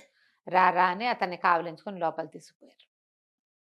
అయితే ఏంటంటే ఊళ్ళో ఎవరో ఈ దొంగలకి సహాయం చేశారు. వాళ్ళు ఎట్లా రాజాంతఃపురంలోకి ఎంటర్ అయ్యారు? ఒకటి రాజుగారు ఉన్న భవనం ఒకటి, రాకుమార్తెన్న భవనం ఇంకొకటి. 2 వేర్వేరు ప్లేసుల్లోకి ఒకేసారి కొంతమంది దొంగలు లోపలికి వచ్చి ఆయన్ని చంపేసి ఈ పిల్లని ఎత్తుకుపోయారు నిశ్శబ్దంగా. ఎలా? ఎట్లా? లోపల వాడెవడో సహాయం చేసి ఉండొచ్చు కదా. అయితే జయంతుడు అన్నాడు, నేను మా ఊళ్ళో కూడా ఇలాంటి ఇంటి దొంగల్ని కొంతమందిని పట్టాను. నేను మీ దగ్గర ఉంటూ నేను చూస్తా. ఈయన ఏంటంటే ఊళ్ళో అన్నీ తిరగడానికి వచ్చాడు. ఇతనికి తనకక్కడ మరణం సంభవించిందని, తన తమ్ముడు అక్కడికి వచ్చాడని, ఆ రాకుమార్తె తన కోసం చూస్తుందని ఆ ధ్యాస లేదు ఇంకా. అక్కడేదో వాడెవడో తన మెడనరికి పడేశాడు, తను బతికిపోయాడు. ఇంకా ఊరు వెళ్ళటం ఎందుకు? అక్కడ రాక్షసుని చంపాం అంతే. మళ్ళీ అక్కడికి ఎందుకు వెళ్ళాలి? అదొకటి. అసలు ఆ ఊరు ఎక్కడుందో టోపోగ్రఫీ ఏం తెలియటల్లా. ఆ ఊరు ఎక్కడో తన ఊరు ఎక్కడో తెలియదు. మెల్లిగా అన్ని సాకల్యంగా చూసుకోవాలి. సరే, రోజు రాత్రిపూట కాసేపు అట్లా బయట తిరిగి ఎవరైనా విద్రోహ చర్యలు ఉన్నాయేమోనని చూడడం మొదలుపెట్టాడు. అప్పటికి 5వ రోజున ఏమైంది? ఈయన ఒక సందులోకి ప్రవేశించేసరి కల్లా అక్కడ కొంతమంది గుమిగూడి ఉన్న సైనికులు కనపడ్డారు. ఇతని మీద పడ్డారు. హోరాహోరీ యుద్ధం జరిగింది. అయితే ఈ జయంతుడు ఇట్లా రాత్రిపూట ప్రచ్ఛన్న వేషంతో వెళ్తున్నాడు, రహస్య వేషంతో వెళ్తున్నాడని మంత్రి గారు ఏం చెప్పారంటే, ఒక 5-6 అంగరక్షకుల్ని ఇతని కనపడకుండా వెనకాల అనుసరించండి అని చెప్పారు. వాళ్ళు రోజు తిరుగుతున్నారు ఇతని వెనకాలే. ఇతను ఏం చేస్తున్నాడో రాజుకు తెలియాలి కదా. వాళ్ళు అంటే ఇతని గూఢచర్య కాదు, అతని సహాయక చర్య, రక్షక చర్యతో పాటు కొంత విషయం తెలుసుకోవటం కోసం ఆ దూరంగా తిరుగుతున్న వాళ్ళు ఎప్పుడైతే ఇతని మీదకి దాడి జరిగిందో పరిగెత్తుకొచ్చేసారు. ఇతను ఒక 10-12 మంది మొత్తం ఇక్కడ ఉన్న వాళ్ళు ఈ 10-12 మందిని చెడామడా కొట్టేశాడు. వాళ్ళు ఒక 1/2 డజన్ మంది వచ్చారు సహాయకులు, అందరూ కలిసి కొట్టేశారు. ప్రతి వాళ్ళకి మొహాలకి ముసుగులుండే. దెబ్బ తగిలి ఒక 5-6 చచ్చిపోయారు. దెబ్బ తగిలి పడి ఉన్న ఒక ఆయన ముసుగు తీసేసరికి కల్లా దండనాయకుడు. ఈ భటుల్లో ఒకటి, ఈయన గుర్తుపట్టాల, ఇతనికి తెలియదుగా వాళ్ళంతా. ఈయన వెనకాలన్న భటుల్లో ఒకడు ఆశ్చర్యపడి, దండనాయక మీరా ప్రభు, ఇంత పని చేశారా? ఇదేమిటి ఇంత పని చేశారంటే, నేనేం చేయను, సైన్యాధిపతి నన్ను లోబర్చుకున్నాడు, నన్ను సర్వసైన్యాధ్యక్షుడిని చేస్తానన్నాడు. రాకుమార్తెని వివాహం చేసుకోవటం కోసమే రాజుగారిని చంపేసి అమ్మాయి గారిని ఎత్తుకుపోయేలాగా చేశాడు. జయంతసేనుడు అడ్డం పడ్డాడని ఇతన్ని అడ్డం తొలగించుకోవటం కోసం ఈ ప్రయత్నం చేశారు, నన్ను క్షమించండి అని చెప్తూ చచ్చిపోతూ ఏమన్నాడు, ఇంకా కాసేపట్లో రాజుగారిని కూడా మళ్ళీ చంపే ప్రయత్నం జరుగుతోంది. ఈసారి జయంతసేనుడు ఇక్కడ చచ్చిపోతే రాజుగారిని ఎవరు రక్షిస్తారు? అవునవును. అప్పుడు మళ్ళీ రాజకుమార్తె అబలే ఒంటరిగా మిగిలిపోతుంది. అనగానే ఇతన్ని ఇక్కడ వదిలేసి పరుగులు తీశారు వీళ్ళంతా. రాజభవనానికి పరుగులు పెడితే అక్కడేమైంది, రాజుగారికి అంగరక్షకులు ఉంచటం మొదలుపెట్టారు. ఆ రోజు నుంచి అంతకుముందు రాత్రిపూట ఉండేవాళ్ళు కాదు, వాళ్ళు ఒక 4 ఉన్నారు. ఈ అర్ధరాత్రి సర్వసైన్యాధ్యక్షుడు లోపలికి ప్రవేశించగానే వాళ్ళు యుద్ధానికి మొదలెట్టారు. వాళ్ళు వీళ్ళు కొట్టుకుంటుండగా జయంతసేనుడు లోపలికి వెళ్ళాడు. ఈ కథ ఇక్కడ జరుగుతుండగా సరే మొత్తానికి యుద్ధం అయితే జరిగింది. జరిగి మొత్తానికి రాజుగారిని రక్షించాడు. రక్షించి సర్వసైన్యాధ్యక్షుడిని పట్టేశారు. అతనికేమో ఉరిశిక్ష వేశారు. అతనికి సహాయం చేసిన వాళ్ళందరినీ ఎవరెవరు అతని పేర్లు అతనితోటే చెప్పించి వాళ్ళందరినీ ఉద్యోగాల నుంచి తొలగించి కొంతమందికి దేశ బహిష్కారము ఇవి విధించారు. 2 సార్లు రాజుగారిని రక్షించిన జయంతసేనుడికి పట్టం కట్టినంత పని చేశారు ఆ కేశవాపురంలో. అక్కడి నుంచి ఏం చేశారంటే అతని చిత్రపటాలు చిత్రీకరించారు, ప్రతిమలు చేయించారు, 4 కూడళ్లలో అతని విగ్రహాలు పెట్టించారు. 2 రోజుల్లో జరిగిపోయింది ఇది. ఎక్కడి నుంచో దేవదూతలాగా వచ్చాడు, ఇతని దేవదూతగా పూజించాలి మనమని మొత్తం అంతా రాజ్యం అంతా చాటించారు. వాళ్ళతో పాటే అక్కడే ఉన్నాడు. ఒక 15-20 రోజులు వెళ్తూ ఉండి తర్వాత వెళ్ళిపోదాం అనుకున్నాడు. దేశాటన ప్లాన్ ఉంది కదా, అట్నుంచి మార్తాండపురం ఎలా వెళ్ళాలో చూద్దాం అనుకున్నాడు. అయితే ఏమైంది, ఒకరోజు అతను చిత్రం వేస్తూ కనిపించాడు ఈ అమ్మాయికి, మనోహర్కి. అడిగింది, ఇంత చక్కటి చిత్రం వేసావు ఎవరిదన్నయ్య అంటే, అమ్మ నువ్వు ఒప్పుకుంటే నీ భర్త అవుతాడు, వీడు నా తమ్ముడు వసంతసేనుడు, చాలా గుణగణాలు కలిగిన వాడు, మంచి సాహసమైన వాడు, మీ తండ్రి గారికి నాలాంటి వాడు ఒకడు వరుడు కావాలి, నేను నిన్ను చెల్లెలుగా స్వీకరించాలనుకున్నాను, మా తమ్ముడిని వివాహం చేసుకుందు కానీ నేను ఇంటికి వెళ్ళాక మీకు కబురు చేస్తానని చెప్పాడు. వసంతసేనుడికి మనోహర్నిచ్చి పెళ్లి చేయాలని ఫిక్స్ అయిపోయి ఉన్నారు. సరే అక్కడి నుంచి ఏమైంది, బయటికి బయలుదేరదాం ఇంకా కొద్ది రోజుల్లో వారం రోజుల్లో బయలుదేరుతానన్నాడు. ఈ లోపల అక్కడ వసంతసేనుడు ఎక్కడున్నాడు, విశాలపురంలో ఉన్నాడు కదా. రాకుమార్తె బాగా దుఃఖభారంలో ఉంది. ఎవరైతే రాక్షసుడిని సంహరిస్తాడో అతన్ని నా భర్తగా నిర్ణయించారు. ఇప్పుడు నా భర్త చనిపోయాడు, అతన్ని ఈ రాక్షసుడు చంపుతాడు అనుకుంటే రాక్షసుడు కాకుండా ఒక బ్రాహ్మణుడి చేతిలో మరణించాడు. ఇక నేను వివాహం చేసుకోను, నన్ను మార్తాండపురం తీసుకెళ్ళిపోయి వసంతసేన, మీ అమ్మా నాన్నలు సేవించుకుంటూ అక్కడే ఉంటాను, నేను విధవగానే జీవిస్తాను కానీ మళ్ళీ వివాహం నేను చేసుకోను అని మొండికెత్తేసింది అమ్మాయి.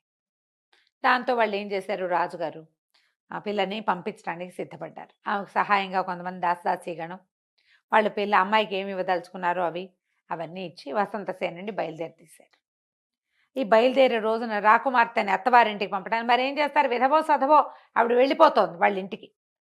ససేమిరా నేను ఇక్కడ ఉండను, పెద్దవాళ్ళని సేవించాలి, నా వల్ల ఇతను మరణించాడు వృధాగా, కాబట్టి వాళ్ళతో పాటే ఉంటాను అంటుంది.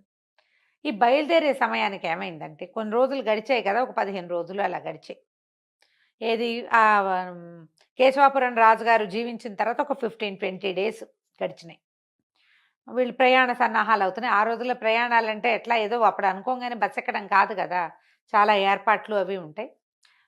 ఏమైంది, ప్రజలంతా ఈ రాజుగారి కోట ముందుకి చేరారు. ఆ కోట ముందుకి వీళ్ళు కూడా బయలుదేరి బయటకు వచ్చారు. రాకుమార్తె తెలిసిన వాళ్ళందరికీ వీడ్కోలు చెప్తోంది. ఒక వ్యాపారస్తుడు ఒక ఆయన గుర్రం దిగి గుర్రాన్ని మెడపట్టుకుని తీసుకొస్తున్నాడు. ఈ జనాల్ని చూసేసరికల్లా జనంలో ఎవరో ఒకళ్ళు దాన్ని ఇట్లా తట్టేసరికల్లా అది కొంచెం కథం తొక్కుతున్నట్టు అయ్యి కంట్రోల్ కాల. ఈయన ఆ వ్యాపారస్తుడు ఇట్లా పట్టుకున్నాడు ఒక పెట్టెని.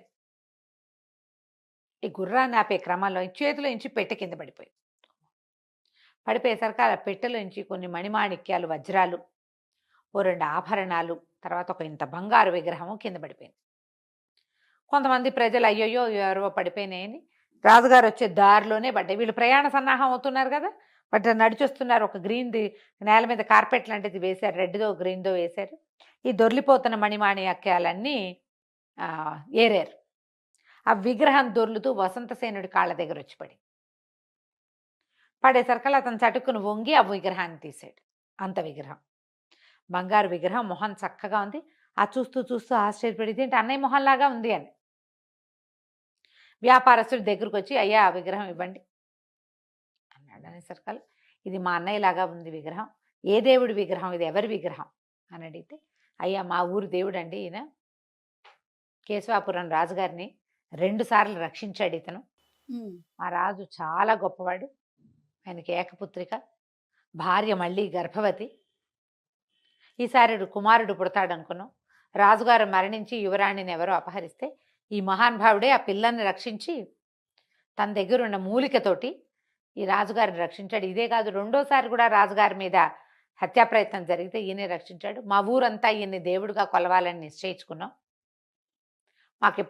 మాకు మా ఊరి కథల్లో రాయబడింది, ఒక దేవదూత వచ్చి రాజును రక్షిస్తాడని, అది ఈయనేనని భావించాం. మా ఊరంతా చిత్రపటాలు, ఒక విగ్రహాలు పెట్టుకున్నామండి. నేను బంగారు వ్యాపారిని, వ్యాపార రీత్యా నేను తిరుగుతాను, మా రాజు ప్రభుభక్తి ఎక్కువ మాకు, నేను విగ్రహం చేయించి తెచ్చుకున్నాను. జయంతసేనుడు ఈయన మార్తాండపురం యువరాజు అని చెప్పగానే ఆశ్చర్యపడి, ఇది ఎప్పుడు జరిగింది అంటే 15-20 రోజులు అయిందండి, నేను 3 రోజుల క్రితమే బయలుదేరాను, ఈ ఊరు చేరాను అన్నాడు. అంటే 3 డేస్లో ఆ ఊరు నుంచి ఈ ఊరు వచ్చేస్తారు, వీళ్ళకి దగ్గరలో ఉన్నట్టేగా. అంతేగా. అక్కడి నుంచి ఆశ్చర్యపోయాడు. మా అన్నయ్య, ఇక చనిపోయిన అన్నయ్య ఎలా వచ్చాడు అక్కడికి, ఇక్కడ చనిపోయాడని ఈవిడ విధవా వేషంలో ఉంది, ఇంకా పెళ్ళన్నా కాకుండా. నిర్ఘాంతపోయాడు. ఆ వ్యాపారస్తుని గట్టిగా పట్టుకున్నాడు, మీ ఊరు ఎలా వెళ్ళాలి, దారేది, ఏ దారి గుండా మీరు ప్రయాణం చేసి వచ్చారు, మీరు మాతో రండి అని ఇక అందరినీ హడావిడి పెట్టేశాడు వసంతసేనుడు రాజుగారిని. మీరు ఎలాగైనా సరే మా అన్నయ్యని ఇప్పుడు చూడాల్సిందే, ప్రయాణం మార్తాండపురం వెళ్ళడానికి 15 రోజులు పడుతుంది, 3 రోజుల దూరంలో ఉన్న ఈ కేశవాపురానికి వెళ్దాం మనం అని చెప్పి అక్కడి నుంచి మొత్తం ఎవరెవరినైతే ఈ అమ్మాయితో తోడిచి పంపించదలుచుకున్నారో వాళ్ళని రాజు, మంత్రి, రాకుమార్తెతో సహా వసంతసేనుడు వెళ్ళిపోయాడు. బయలుదేరి ఎక్కడికి వెళ్ళారు కరెక్ట్గా, ఇతను బయలుదేరుతున్న చోటుకి అతను ఎక్కడున్నాడో ఆ కేశవాపురానికి బయలుదేరి వెళ్ళారు. వెళ్ళేసరికల్లా ఇతన్ని తమ్ముడిని చూసి ఆశ్చర్యపడిన ఆయన, నువ్వెట్లా వచ్చావురా అంటే, నువ్వు ఎలా బతుకున్నావు అని ఒకళ్ళనొకళ్ళు కావలించుకుని దుఃఖించారు అన్నదమ్ములు ఇద్దరు. ఇక జరిగిన కథ అంతా చెప్పారు. తప్పిపోయింది అనుకున్న పెళ్లి కూతురు ఇతను ఏమనుకున్నాడు, అక్కడి నుంచి తను మరణించి బయటకు వచ్చాడు. మళ్ళీ ఏం వెళ్తామని ఇతను వెళ్ళాల. కానీ ఆ అమ్మాయిని చూసి ఈ పిల్ల రాజకుమార్తె కూడా దొరుకుతుందని సంతోషించాడు కదా. ఆ అమ్మాయి తనకి భార్య అవ్వడానికి సిద్ధంగా ఉందని తెలుసుకుని ఆ అమ్మాయి ఇచ్చి నమస్కారం చేసింది. తమ్ముడికి చెప్పాడు, వీళ్ళ అమ్మాయిని పెళ్లి చేసుకోవాలి, నువ్వు వీళ్ళకి మాట ఇచ్చానని చెప్పాడు. వీళ్ళంతా సరదాగా సంతోషంగా మాట్లాడుకుంటుంటే పెద్ద వికటాట్టహాసం వినిపించింది. భువనభోంతరాలు దద్దరిల్లుతున్నట్టుగా ఒక పెద్ద మోత, అక్కడి నుంచి బరువైన నడక ధ్వని. ఒక పెద్ద రాక్షసుడు ప్రవేశించాడు లోపల. రమ్మగారు రాక్షస మాయ రాక్షసుడు వచ్చాడు. వచ్చాడు. మళ్ళీ ఇంకొకటి ప్రత్యక్షమయ్యాడు. ఇంకోటి వచ్చాడు. ఈ రావటం ఏమిటి, పెద్దగా అరుచుకుంటూ వచ్చాడు. జనాలంతా కకావికలైపోయారు. వాళ్ళకి తెలుసు జయంతసేనుడు గురించి తన ఆసక్తి, కానీ ఆ ఊళ్ళోకి రాక్షసులు రావడం వాళ్ళకి తెలియదు. ఓకే. విశాలపురం వాళ్ళకి తెలిసింది, రాక్షసుడు ఊళ్ళోకి వచ్చి విరుసుకు తింటాలు అవి చూశారు వాళ్ళు. వీళ్ళకేం తెలుసు? ఇక రావటమే ఈ జయంతసేనుడిని పట్టేసుకున్నాడు. ఇట్లా పట్టుకునే సర్కల్ జనాలంతా కేకలు పెట్టారు, అరిచారు. వసంతసేనుడు జయంతుడు చేతులు విదిలించుకోబోయాడు, కానీ వాడు ఏకంగా 14-15 అడుగులు ఉన్నాడు. పట్టుకుని, మా రక్తాక్షుణ్ణి చంపేసావు నువ్వు, వాడెవడో ఇంకొకడు వాడి తమ్ముడిని చంపేశాడు, నువ్వు నిన్ను బతికించి ఉంచడానికి వీల్లేదు. మేము కాలభైరవుడు మా రాజు, ఆయన నిన్ను భైరవి మాతకి బలిస్తాడు, ప్రాణాలతో తీసుకురమ్మన్నాడు, నీకు ఒక చిన్న దెబ్బ కూడా తగలకూడదు. అందుకని ఇట్లా గాఢ పరిష్వంగంలో పట్టుకుని రయ్యమని లేచేశాడు గాల్లోకి. అయితే ఈ వసంతసేనుడికి ఏం చేయాలో తెలియలేదు. పైగా అతను ఏంటి, మామూలు ప్రయాణంలో వచ్చాడు, ఖడ్గం ఉంది కానీ ఆ రకమైన సన్నద్ధంలో లేడు. ఒక క్షణం కంగారు కూడా. పైగా అన్నయ్య కనపడిన ఆనందం సంతోషం వాటిల్లో ఉన్నాడు కదా. అక్కడి నుంచి ఏం చేశాడు, ఈ రాక్షసుడు పైకి ఎగిరిపోతుంటే ఒక్క ఎగిరి పట్టుకుపోయాడు. కాళ్ళు పట్టుకోలేక బొటన్ వేలు దొరికింది. వాడు ఇంత మంచి కదా, 15 అడుగులు వాడు. ఆ బొటన్ వేలు పుచ్చుకుని పైకి లేచేసాడు తను కూడా. అందరూ జనాలు హాహాకారాలు చేస్తున్నారు. యువరాణులు ఇద్దరు తెల్లమొహాలు వేసుకుని చూస్తుండగా రాక్షసుడు జయంతుడిని ఎత్తుకుపోయాడు. వాడి రాక్షసుడి కాలు పట్టుకుని వీడొచ్చేసాడు. వసంతసేనుడు కూడా వెళ్ళిపోయాడు. ఇక వాడు ఎక్కడికో తీసుకుపోయాడు, కాలు పట్టుకున్నాడు. కానీ ఇతను ఏమనుకుంటాడు, ఎలాగైనా పైకి లేచి ఆ కాలు మీద నుంచోవాలని ఉంది, లేవలేకపోతున్నాడు పైకి. పైగా పెద్ద గాలి, అమిత వేగం, ఊళ్ళు దాటేస్తున్నట్టుగా కనపడుతోంది. తాము మార్తాండపురం లాగా కూడా కనపడేది, తమదే రాజగోపురం అనిపిస్తోంది. గోపురాలు కనపడతాయి కదా, అది ఏమంటారు, ఈ రాజప్రాసాదాలకి పైన ఇట్లా బురుజుల్లాగా, అది మందేనేమో అని అనిపిస్తోంది. అని చూసే లోపల దాటేశాడు. వెళ్ళగా ఏమైంది, ఒక సముద్రం మీదుగా ప్రయాణిస్తున్నాడు. సముద్రం మీదకి వెళ్ళేసరికల్లా సముద్రం మీద గాలి విపరీతంగా ఉంది. ఇతను ఆపుకోలేక సముద్రంలో పడిపోయాడు వసంతసేనుడు. రాక్షసుడు కాస్త ఈ జయంతసేనుడిని ఎత్తుకుని పారిపోయాడు. ఈ నీళ్లలో పడిపోయిన వసంతసేనుడు సముద్రంలో అంత ఎత్తు నుంచి పడితే ఎప్పటికీ ఎలా అయిపోతారు, ఎట్లాగోట్లా మెల్లిగా ప్రాణాలు కుదుటను పరుచుకుని బయటికి రావడానికి నీళ్ళలో నుంచి ఒక పక్కకి ఈదటానికి ప్రయత్నం చేస్తుంటే ఒక సొరచేప పట్టేసింది ఇతన్ని. షార్కనాలేమో సొరచేప అంటే ఏమనాలో మరి. ఇక అక్కడి నుంచి తోకతో కొట్టింది ఇతన్ని, నానా రకాలుగాను చేసి. అయితే ఇతనికి నడుముకి దట్టికి ఖడ్గం ఉంది. ఆ ఖడ్గం తీసి అక్కడ ఎంతో కొంత ప్రయత్నం చేశాడు. చీలికలు బాలికలు చేసేసాడు సొరచేపని. అది కాస్త అతన్ని మింగైపోయింది. ఒక పక్కన దెబ్బలు తగులుతున్నా సరే ఊరుకోట్ల. ఈ పొట్టలోకి వెళ్ళిపోయి కత్తి పెట్టి ఆ పొట్టలో నుంచి చీల్చేశాడు. ఈ చీల్చేసిన మరుక్షణం మొత్తం సముద్రం అంతా ఎర్రటి నీళ్లతో నిండిపోయింది. ఆ నీళ్ల మధ్యలోంచి ఒక గంధర్వ పురుషుడు లేచి నిలబడ్డాడు. ఆశ్చర్యపోయాడు. అతను ఏం చేశాడు, ఈ వసంతసేనుడిని ఇట్లా పైకి లేవనెత్తి నీళ్ల మీద నుంచోబెట్టాడు. నీళ్ళలో ఉన్నవాడు నుంచోడు కదా, ఉంటాడు నీళ్ళలో మునిగిపోయి డ్రౌనింగ్ దీంట్లో ఉంటారు. పైకి తీసుకొచ్చి నుంచోబెట్టాడు. నువ్వు మహానుభావ, నీ వల్ల నాకు మోక్షం వచ్చింది, మామూలు శరీరం శాప విమోచనమైంది, నేను ఒక గంధర్వుణ్ణి, నేను శాంబర విద్య, అదృశ్య శక్తి, జలగమన జలస్తంభనము, ఆకాశ గమనము విద్యలు నేర్చుకున్నాను. మామూలుగా మాకు గంధర్వులకు ఉండేవి కాకుండా శాంబర విద్య నేను నేర్చుకున్నది, ప్రత్యేకమైన విద్య నేర్చుకున్నా. నేను ఆ వరగర్వంతో మా రాజు చెప్పిన మాట వినలేదు, కుబేరుడు చెప్పిన మాట. ఆయన స్వచ్ఛపలా పడి ఉండమని నన్ను శపించాడు. ఎవరైనా రాకుమారుడు, బ్రహ్మచారి, శూరవీరుడు ఎవరైనా అతని వల్ల నాకు శాప విమోచనం లభిస్తుంది. నువ్వు సామాన్యుడి నుంచే, ఇప్పుడు నువ్వు గంధర్వుడివి, నీకు బోల్డ్ శక్తులు ఉన్నాయి సహజంగానే. నువ్వు ఈ శాంబర విద్య ఎందుకు నేర్చుకున్నావు? ఏ విద్యలు లేకుండా కేవలం శౌర్యాన్ని నమ్ముకుంటారు మానవులు. అలాంటి ఒక మానవ రాజకుమారుడి వల్ల నీకు శాపం విమోచనం అవుతుందని వరం ఇచ్చాడు. ఎన్నేళ్లుగానో ఇక్కడ పడున్నాను మహానుభావ, నీ వల్ల నాకు ఈ అవకాశం లభించింది, నేను బతికిపోతున్నానని ఒక దివ్య విమానాన్ని గిఫ్ట్ ఇచ్చాడు. ఓ, ఇది అదృశ్యంగానూ ఉంటుంది, ఎవరికి కనపడకుండా ఉండొచ్చు. నువ్వు ఏ ఆజ్ఞ ఇస్తే ఆ ఆజ్ఞ ప్రకారం నీతో ప్రవర్తిస్తుంది, నలుగురు ఎక్కచ్చు ఇందులో అని చెప్పి దివ్య విమానాన్ని నీటి మీద తేలుతున్న దాన్ని తనకి గిఫ్ట్ చేసి వెళ్ళొస్తానని వెళ్ళిపోయాడు. సరే, ఇతనేమనుకున్నాడు, వసంతసేనుడు అన్నయ్య కావాలి, మా అన్న జయంతసేనుడు ఎక్కడుంటాడో అక్కడికి తీసుకెళ్ళమని ఆ విమానంలో కూర్చున్నాడు. ఆ విమానం రెక్కలల్లా అరుస్తూ తీసుకుపోయింది. అదొక హంస లాంటిది అనమాట. 4 people చక్కగా కంఫర్టబుల్గా కూర్చోవచ్చు. తీసుకెళ్తే అది ఒక సముద్రంలోంచి పైకొచ్చి సముద్రాన్ని దాటి లోపల ఉన్న ఒక దీవి వైపుకి తీసుకెళ్ళింది. ఆ దీవి నిండా ఎన్నో భవనాలు, హర్మ్యాలు ఉన్నాయి, తోటలు.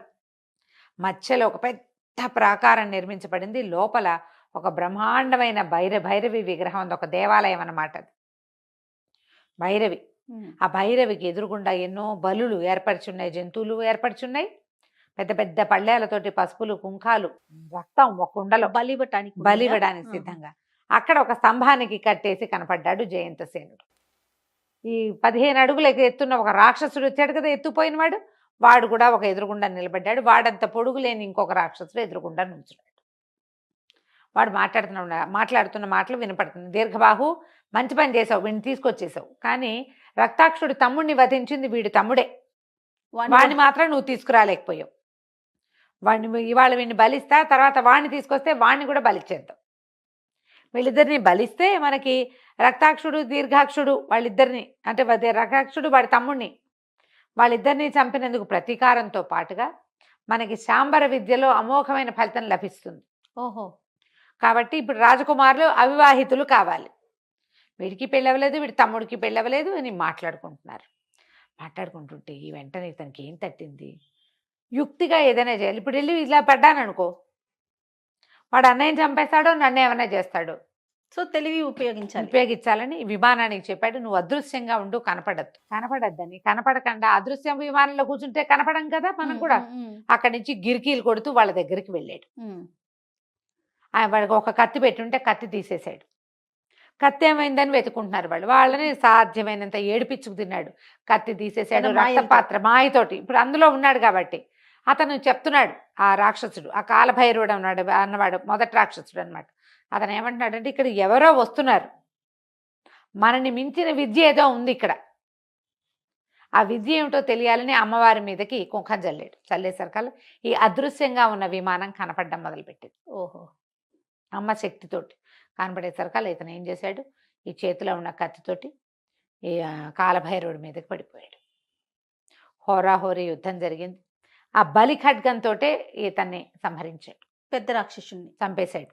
అక్కడి నుంచి ఆ దీర్ఘబాహు అన్నవాడు, వాడి ఇట్లా పరిగెత్తడము ఎత్తుకుపోవటమే వచ్చు, వాడికి మాయమంత్రాలు అవి ఏమీ లేవు. వాడు వెంబడబడ్డ మొదలుపెట్టాడు పట్టుకోవటానికి. వాడికి బలిచ్చే ప్రక్రియ అతనికి రాదు, బలి ఇవ్వగలిగేవాడు కాలభైరవుడే. అదే అక్కడి నుంచి పరుగులు అటు పరిగెత్తి ఇటు పరిగెత్తి, వీడు మాయమంత్రంతో పరిగెడుతున్నా, వాడు మాయతో పరిగెత్తుకొచ్చేస్తున్నాడు. చివరికి ఎలాగోలాగా ఆ దీర్ఘబాహు అనే రాక్షసుని కూడా సంహరించేశాడు. అక్కడి నుంచి పరిగెత్తుకుంటూ అన్న దగ్గరికి వెళ్ళి ఆ కట్లని ఊడతీశాడు. కట్లు ఊడతీసి చూసుకున్నారు, ఎక్కడున్నాం మనం ఏమిటి అంటే. అప్పుడు చెప్పాడు, అన్నయ్య మనం ఇక్కడి నుంచి వెళ్ళడానికి ఏం భయం లేదు, మన ప్రయత్నం ఏం లేకుండానే కొన్ని జరిగిపోతాయి అప్పుడప్పుడు. మామూలుగా ఇప్పుడు ఏదైనా మ్యాజిక్, ఏదైనా అద్భుతమైన విషయం జరగాలంటే మన ప్రయత్నం ఉండాలి. అవును, మానవ ప్రయత్నం ఉండాలి. మన ప్రయత్నం లేకుండా నీ రాక్షసుడు కాల్పుచ్చుకొచ్చి నేను సముద్రంలో పడిపోయాను. అక్కడ ఒక సొరచేపతో యుద్ధం చేశా. ఆ సొరచేప ఒక గంధర్వుడట. ఆయన ఈ దివ్య విమానాన్ని ఇచ్చాడు, మనతో పాటు ఉంచుకోవచ్చు, మనకి ఆకాశ గమనానికి ఇది మనకి ఉపయోగపడుతుంది. ఆయన బహుమతిగా ఇచ్చాడు. రాక్షసులు ఇద్దరూ చనిపోయారు, మనం ఇక్కడ ఇంకా ఉండక్కర్లేదు, పద మనం వెళ్ళిపోదామని ఎక్కేశారు. విమానం ఎక్కి సముద్రాన్ని దాటి మొదట కేశవాపురం వెళ్ళారు. కేశవపురం వెళ్ళిన తర్వాత అక్కడ రాజుగారికి కనపడి, ఈ అమ్మ వీళ్ళు తీసుకొచ్చారు కదా ఆవిడ్ని కూడా, రాజుని తెచ్చారు, సుహాసిని కూడా తీసుకొచ్చారు. అవునవును. అక్కడి నుంచి సైన్యం అందరినీ 3 రోజుల్లో వెనక్కి వెళ్ళిపోమని రాజుగారిని సుహాసిని ఎక్కించుకుని మళ్ళీ మళ్ళా మొదటి ఊరికి వెళ్ళారనమాట. వీడు ఫస్ట్ విశాల నగరంలో కదా, విశాలపురంలో ఈ రాక్షసుని చంపింది. అక్కడికి తీసుకువెళ్ళి ఈ కుమారుడే, ఈ రాకుమారుడే ఇలా మొదట వచ్చిన రాక్షసుని సంహరించిన చంపించాడు. వాడని, అక్కడి నుంచి ఈ దద్దోజన శాస్త్రి వాళ్ళ వాళ్ళ అక్క వాళ్ళిద్దరూ సాక్ష్యం చెప్పారు, జయంతసేనుడే ఈ రాక్షసుని చంపినవాడు అని. ఆ రోజు మధ్యాహ్నం వచ్చాడని మరి ఒప్పుకోవాలి కదా అవునవును. ప్రజలందరి ముందు, లేదా దద్దోజన శాస్త్రి రాజకుమార్తెని పెళ్లి చేసుకోవాల్సిన వాడు.